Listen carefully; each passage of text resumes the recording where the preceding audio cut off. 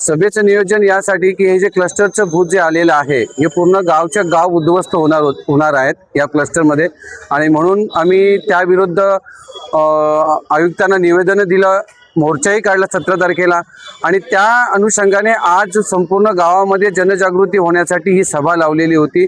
आणि सभेतून निष्पन्न असं भरपूर काय होणारच, परंतु या सर्वांचा मतियार्थ एकच काढायचा आहे की जोपर्यंत 27 गावांची संघर्ष हे स्वतंत्र नगरपालिका महानगरपालिका होत नाही तोपर्यंत आमचा संघर्ष सुरू राहणार आहे. आमची स्वतंत्र महानगरपालिका झाली की क्लस्टरचं भूत आपोआप उडून जाईल, म्हणून आम्ही आमची लढाई शेवटच्या टोकापर्यंत निघून लढणार आणि आमचा विजय 100% होणार. तर क्लस्टर हा जो स्लम एरिया त्यासाठी असतो, परंतु सरसकट सर्व गावांवरती त्यांनी क्लस्टर लादलेला आहे. आणि पूर्वी जेव्हा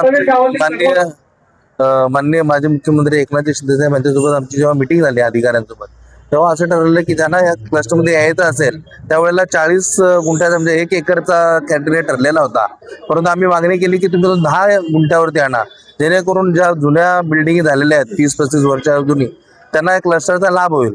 परंतु आता जो नवीन GR आला त्याच्यामध्ये स्पष्ट उल्लेख केलेला की संपूर्ण गावांवरती हा क्लस्टर लादून जबरदस्ती लँड ॲक्विजिशन करण्यात येईल, आणि ज्याला याच्यामध्ये यायचं नसेल तर त्याची जागा आम्ही जबरदस्ती म्हणून कायद्यानुसार कारवाई करू असं सुद्धा त्या GR मध्ये लिहिलेलं आहे. तर ज्यांची स्वतःची घरं गरजेपोटी बांधलेली आहेत त्यांना जर तुम्ही 300 फुटाचं घर देणार तर तो माणूस राहणार कसा? म्हणून आमचा सर्व समाजाचा या क्लस्टरला विरोध आहे. लोकप्रतिनिधीमधून म्हणून कसा पाठपुरावा करणार? नक्कीच आम्ही महापालिकेत ही मांडूच, परंतु जर कायदेशीर लढाई जर लढायचं कायदेशीर लढाई लढू, किंवा जर वेळ प्रसंगी पडले रस्त्यावरती उतरून हे आंदोलन तीव्र करायचं असेल तर नक्कीच आम्ही रस्त्यावरती सुद्धा उतरू.